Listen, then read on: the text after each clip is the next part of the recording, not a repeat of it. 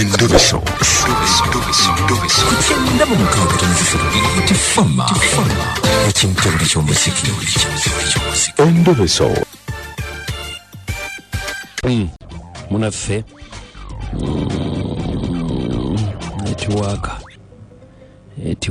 netiwaaka mwami wiri bankulamusizza nange nkulamusizza obaani ono yenze Kadimana Mayanja Kaboggoza tuli kupita ffe mu ekintabuli ky'omuziki wano neyanze okunkubirako ensonga etukubisizza watugambye tukubire teweeruma lulimi ensonga zange zizino lose nonkubira mukyala wange mwenzi temukwatira nokumubwenzi naye ayendera ku ssimu ate tomukwatira nkomubwenzi ate oŋŋamba nti mwenzi ayendera ku ssimu atya alina sinaka mu ssimu ye eriko erinnya Maddu emukubira ku makya mu ttuntu n'olweggulo eriko Maddu naye nagenza okukinoonyereza nga musajja oba amukwasa Maddu oba mukazi wange yakwasa omusajja Amaddu oba musajja yakwasa omukazi Amaddu sibimanyi naye wandisoose kunoonyereza n'otegeera bino ebirowoza bamukubire Maddu essimu mumubuulire ave ku mugi ku mukazi wange ndi musajja mubi nnyo naye saagala alabe bubi bwange lwaki tomukubidde saagala mukubira kyova olaba nayisa gy'oli saagala nyinza okukola ekikyamu naye nsaba bw'omukubira omugambe Amaddu ge agatwale ku balala oba Maddu oba yamanyi agatwale ku balala kati n'erinnya lye tolimanyi essimu eriko Maddu naye mbadde nkusaba nga sinnakola kikyamu gwe mukyala wali oyogeddeko naye soogerako naye Kadima bino byankukubye galamba kwate red handed dan balyoke bakakasi obakwata otya kale Kaboggoza oseka ki kale katukube bale kati ye Maddu ndabako Maddu toyagala kukola kikyamu kyobola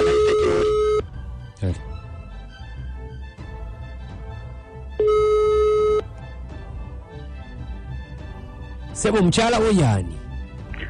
mukyala wange Gladys mwami Maddu Wange onani bampita Kadimana Mayanja ne Kaboggoza tuli ku biiti wano si ye gwe mwami Maddu nze sinze Maddu Ssebo Matiya naye nga era ekituufu beera Maddu Gomba obeera Maddu Gomba oyo gwe mwami Matiya nze Matiya omusawo w'ekinnansi Ssebo tusanyusa okuwuliza kale Ssebo twabadde simanyi manyago enamba gye nafunye oli yasevingako Maddu oli musawo gwe mulimu gwo kakati waliwo omwami atukubidde essimu wano ng'atugamba nti oyinza okubeera n'enkolagana ne mukyala we yakubira ku makya lwaggulo mu ttuntu ng'akubira awo ng'ayagala twogereko naawe ng'omukyala bamuyita Gladys owaawa yatugambye Gladys naye gy'abeera Wange agaye nti weekawempe oyo gw'owulira ye mwami kwali kulayini naye kuba yabadde atukubidde nga yagala twogereko naawe omukyala ye Gladys weekawempe mukyala Gladys ow'ekawempe ng'atugamba nti abadde asuubira nti bwe mwagalana kaakati Gladys oyo bwe mwogerako yazaalako omwana omu mu bufumbo bwe obwasooka kaakati ono omwami gwalina owokubiri banoonyeza omwana akyabuze naye ng'oliyo omwana gwe yasookerako okuzaala kati wa myaka nga 9 zensonga ezo zezamuleeta wano zezamuleeta kaakati mwate okunkubira essimu mbwate nze mwagala mwabijjewa mu mwami we abadde atukubidde wano nga yafunyemu okweralika kuba enamba eriko Maddu naye adamanyi nti obeera Maddu ani mukulu Wiriba Wange omukulu wuyo oyogera naye Ssebo obadde ogamba nti akwagalira mukyala wo ndowooza obiwulira sino kyengamba kakati Ssebo Ssebo bwe kibeera bwe kityo ensonga zammwe ngenda zivaamu naye musawo olindako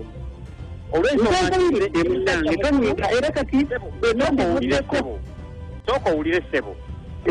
nzijanjabya abantu Abaganda Abadaama omuntu ampayiriza kyenkanidde awo bambi tonyiga bwoti era kati byonna by'oliko kola byonna by'oyagala ngenda kumugamba oba asulayo ennaku 3 oba asulayo kasita kira nti musawo bambi nsonyiwa sigenda biddamu nkyonyira ddala bannange mwami musawo Wange kabuguza gweriba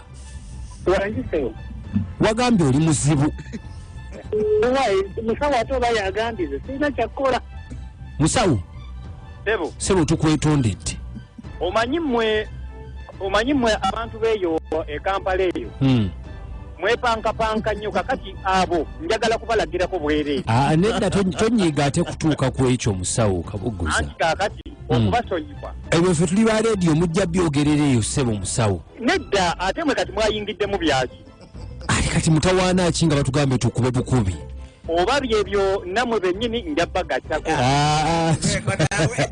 bukulu sebo muggyeko nze wiriba omusajja nze muggyeko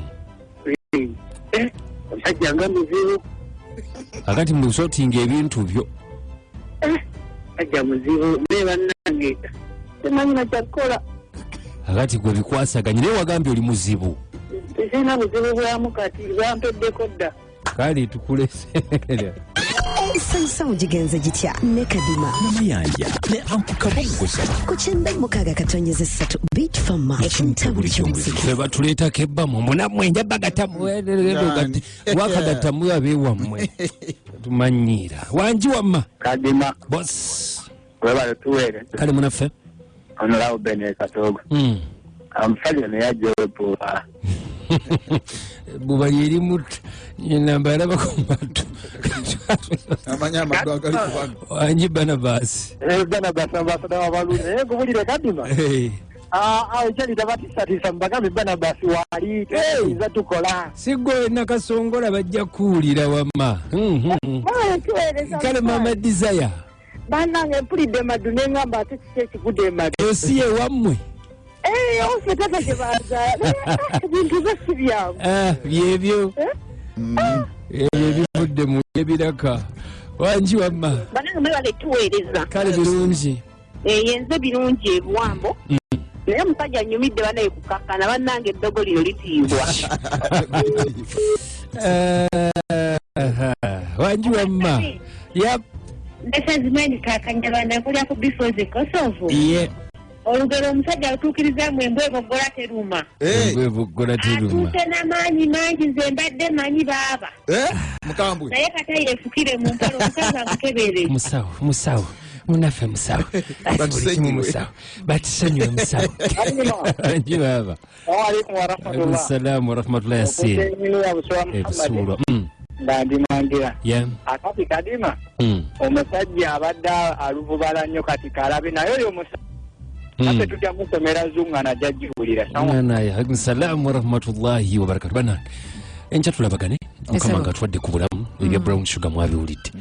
mutaata Saamu yamuzaddemu abalongo bwekiri omuni bambi mukama n'amuyita n'abuuka bwe biba naye kale bwe biba